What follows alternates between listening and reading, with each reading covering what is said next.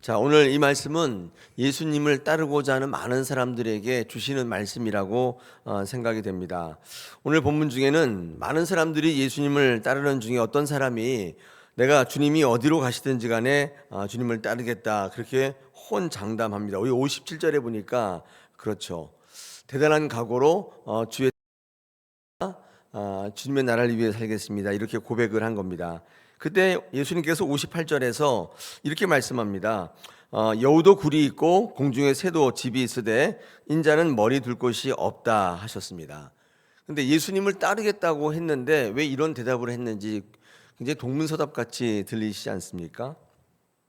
자, 이 말을 조금 풀어보면 이렇게 되어 있는데, 네가 지금 나를 쫓겠다고 했느냐? 나를 따르겠다고 했느냐? 그렇다면 왜 나를 쫓겠다고 말을 하느냐? 혹시 집을 위해서냐? 집이라고 하는 거는 뭐 어쨌든 여러 가지 의미를 이제 할 수 있겠죠.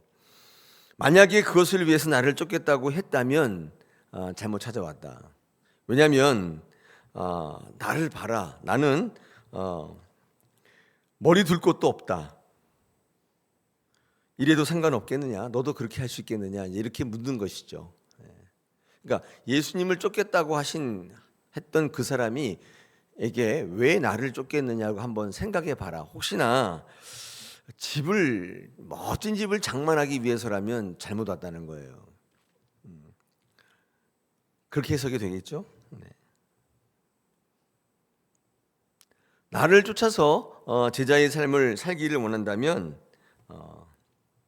이 땅 위의 집보다는 하나님의 나라에 있는 집에 네가 더 관심을 가져야 할 것이다. 이렇게 말씀한 거죠. 그러니까 주님의 제자가 되기 위한 가장 중요한 조건이 천국에 있는 내 집을 확신하고 그것을 위해서 살아갈 각오가 되어 있느냐, 사모하는 마음이 있느냐, 이렇게 물으신 것입니다. 그렇죠. 이제 이게 들어보니까 내가 왜 예수를 믿으려 하는지 그거에 대해서 또 얘기하세요. 제가 이렇게 설교를 하다 보니까 제가 누가복음을 지금 60번째, 거의 70번째 강의를 하고 있는데 모든 내용이 다 이 내용과 맞아요. 이 얘기를 하고 계시는 거예요. 오병이어 때도 그 얘기를 또 하시고 너는 왜 나를 왜 쫓느냐? 조금 쉽게 얘기하면 너 왜 교회 다니냐? 왜 맨날 이 새벽에 잠도 안 자고 여기 와서 예배하고 아침에 말씀으로 시작하고 왜 하느냐? 계속 묻고 있는 거예요. 근데 계속 동문서답하고 우리는 계속 방향을 달리하고 있어요. 계속 그 얘기 아니에요. 이게 제 신학이 제 설교의 방향이 이런 쪽으로 치우쳐 있는 게 아니라 어떤 분이 그렇게 얘기하시던데 설교 말씀이 방향이 그래요. 계속 그 얘기를 묻고 계세요. 진정한 신앙이라고 한다면 우리들이 주의 제자가 되고 싶다면 이 문제에 대해서 바른 답을 준비해야 된다. 대답을 준비해야 된다. 그렇게 얘기하시는 거죠. 그러면서 아울러 우리가 제자인지 무리인지 많은 사람들이 쫓아요. 근데 예수님에게 이렇게 고백한 사람은 별로 없거든요. 그냥 쫓아다녀요. 좋은 거 받으려고 쫓아다니는데 그중에 어떤 사람이 주님을 쫓겠다고 하니까 주님께서 이 말씀을 하세요. 왜 너희가 여기 왔느냐? 오병이어 현장에서 다 떡을 위해서 왔을 따름이다. 그렇게 이야기하시잖아요. 주님이 아무것도 모르시고 그냥 사람들이 많이 모여 있으니까 와 너희들이 정말 나를 믿으러 왔구나 이렇게 생각하지 않으신다. 주님은 다 알고 계신다는 거예요. 제가 전에 있던 교회 수만 명이 모이는 교회였잖아요. 거기 이렇게 서서 한번 설교를 해보면 빼곡히 앉아있는 그 사람들 가운데 그런 생각을 항상 해요. 저분들이 정말 예수님의 말씀을 들으러 왔는가.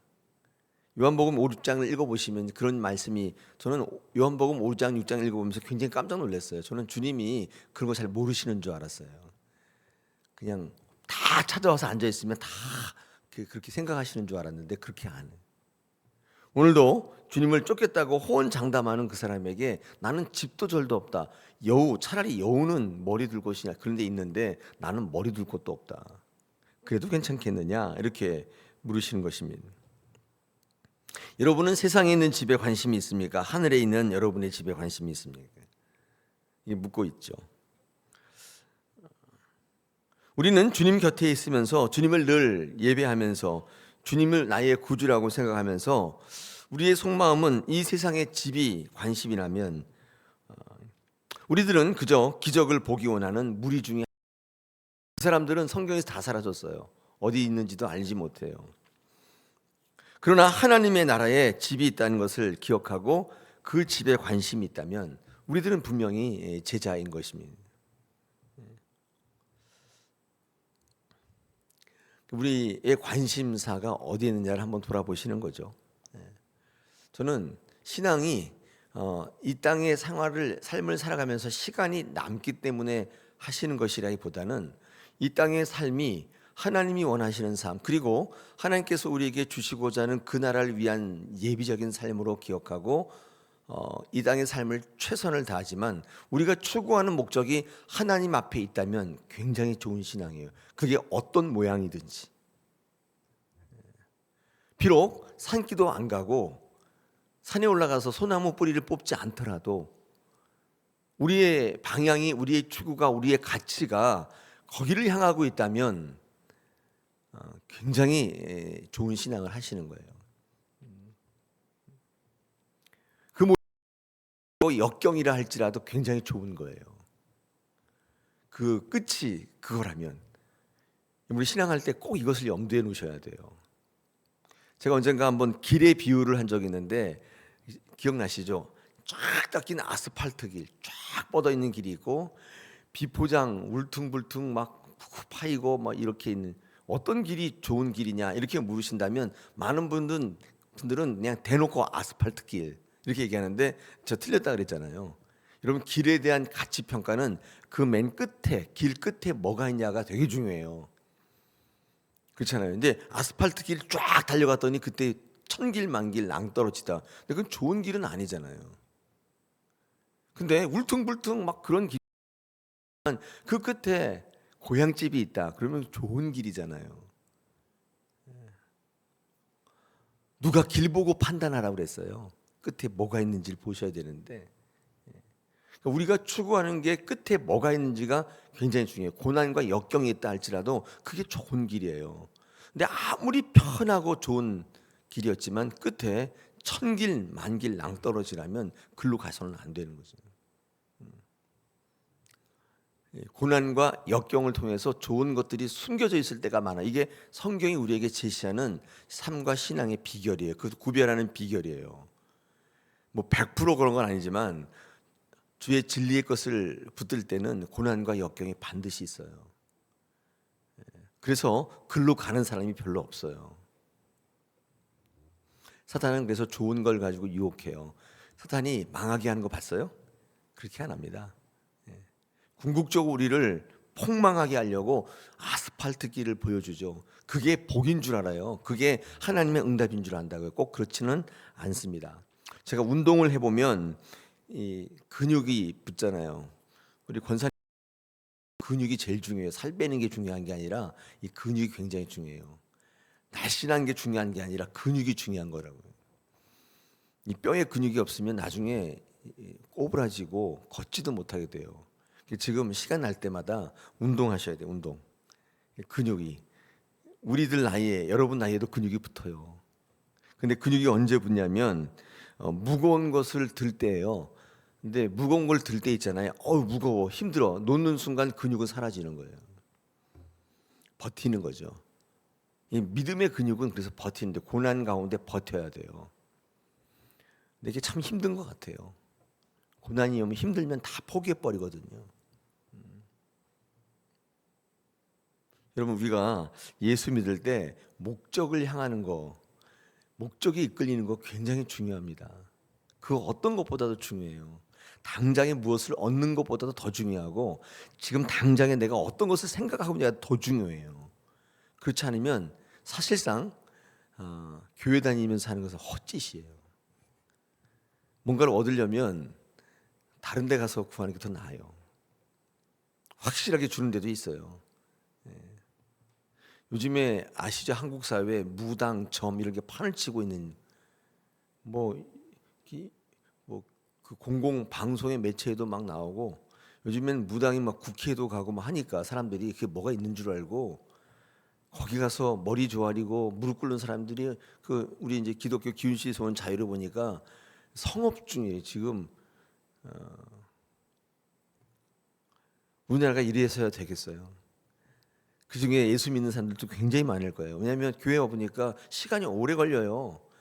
계속 참으라고 하고 계속 고난 받으라고 하니까 이게 마음에 안 들잖아요. 근데 어떤 데 가면 바로바로 주거든요.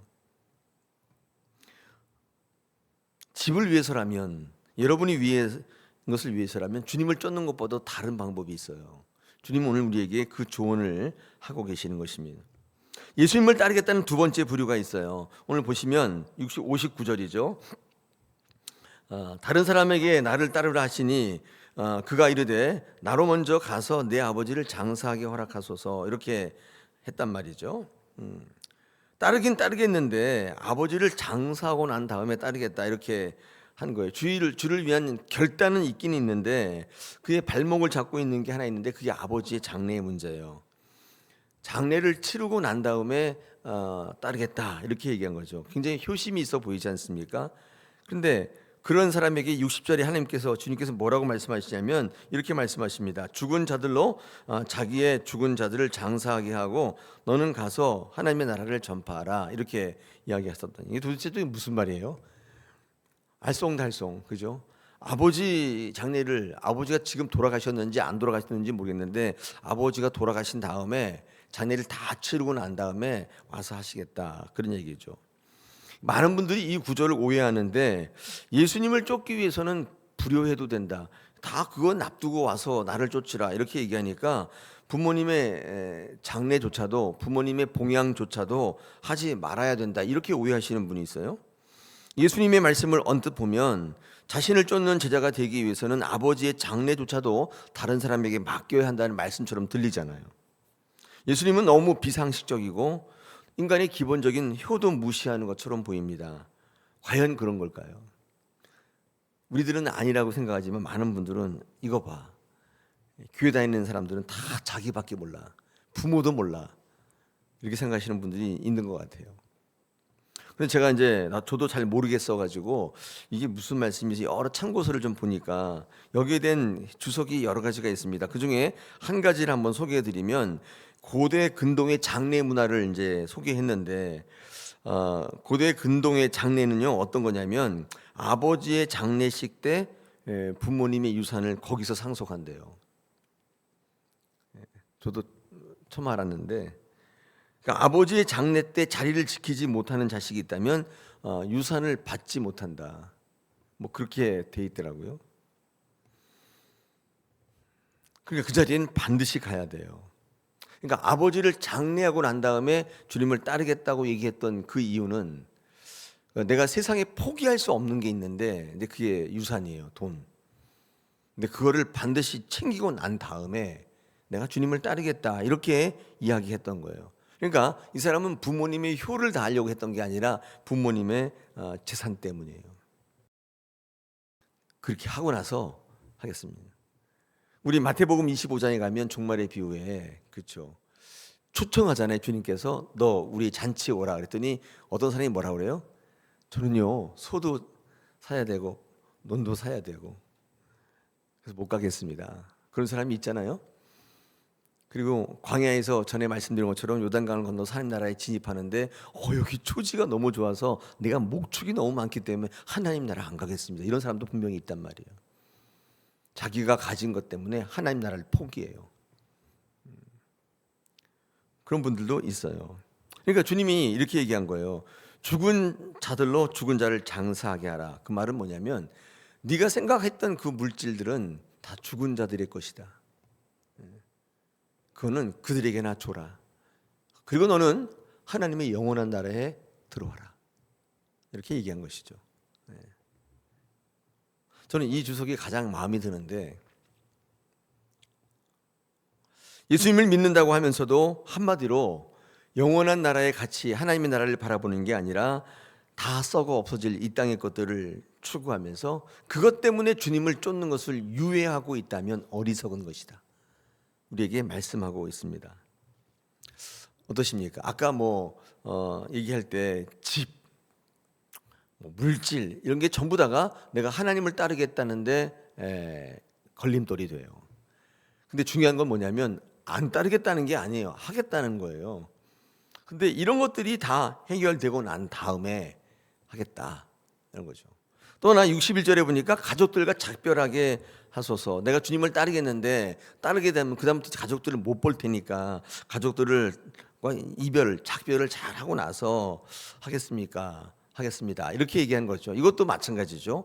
주님을 따르는 것보다 더한 가치가 있는 거예요. 결과적으로 오늘 이 말씀은요, 주를 따르겠다고 주를 믿겠다고 하는 많은 사람들에게 어떤 얘기를 하냐면 최고의 우선순위를 선택하는 거예요. 저는요, 아까 효도, 물질, 가족들 이런 것들이 나쁘다고 얘기하지 않습니다. 이거 좋죠. 그것도 굉장히 중요한 가치인데, 그런데 주님이 가장 최고다. 이렇게밖에는 얘기 못하는 거예요. 왜냐하면 가족을 버리라고 할 수 없잖아요. 그래서 여러분, 최고의 것을 선택하고 우선순위를 정하는 거, 이게 굉장히 중요합니다. 가치를 정하는 거예요. 우선순위라는 건 그렇잖아요. 첫 번째, 두 번째, 세 번째 정하는 건데 두 번째가 가치가 없는 건 아니잖아요. 그러나 가장 먼저 행해야 되고 가장 먼저 추구해야 될 게 첫 번째인 거죠. 이렇게 우선순위가 있는 사람들은 결과적으로 다 챙기게 돼요. 근데 둘 중에 하나를 선택하라고 하는 사람은 하나가 없어지게 되는 거예요. 이 기독교 논리를 그렇게 생각하시면 안 됩니다. 최고의 것을 선택하는 거예요. 근데 놀라운 사실은 최고의 것을 선택하면 그 안에 부가적인 것들이 다 따라와요. 주님은 이것을 이야기하고 있어요. 그래서 주님을 최고의 가치로 여기고 주님을 쫓는 최고의 것을 선택하는 신앙을 하라는 것입니다. 주님은 아버지, 장래 필요 없다는 거 아니에요. 다 필요한데, 그런데 무엇이 최고인가? 무엇이 가장 우선되는가? 손에 쟁기를 잡고 뒤를 돌아보는 거 굉장히 어리석은 거죠. 쟁기는 앞을 봐야 가는 거죠. 뒤를 보면 안 돼요. 그러면 그렇죠? 쟁기를 잡고 뒤를 돌아보는 게 그게 맞느냐? 앞으로 달려가는 신앙을 하라는 것입니다. 사랑하는 여러분, 여러분은 오늘 어떤 신앙을 하십니까? 삶의 문제가 많죠. 이것도 해야 되고 저것도 해야 되고 이 문제도 힘든데 여러분, 그 문제를 향해서 죽게 달려오지 마시고 예수 그리스도 하나님의 나라를 향해 달려오면 나머지 문제들은 다 주시겠다. 어디 있다고 이게? 마태복음 6장 33절에 사실상 산상보훈의 결론의 부분인데 거기가 너는 먼저 그 나라와 그 일을 구하면 그걸 우선순위를 두는 거예요. 최고의 가치다 보니까 우리 그리스도인들이 그게 최고의 가치 아니에요? 그러면 내가 원하는 것들은 다 더하여 주시겠다. 은사로 주시겠다. 네. 말씀해 주시고 약속해 주셨어요. 오늘 예수님이 이 땅에서 복음 사역을 하시면서 많은 사람들이 주님을 돕겠다고 찾아왔는데 주님이 하나님이신데 딱 보니까 그 마음에 주님이 없어요.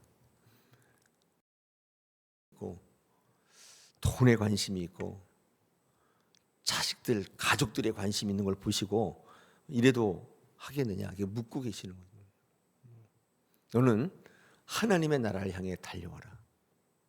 이 모든 것들을 너에게 부어주시는데 네가 생각했던 것 이상으로 만들어 주시겠다. 할렐루야.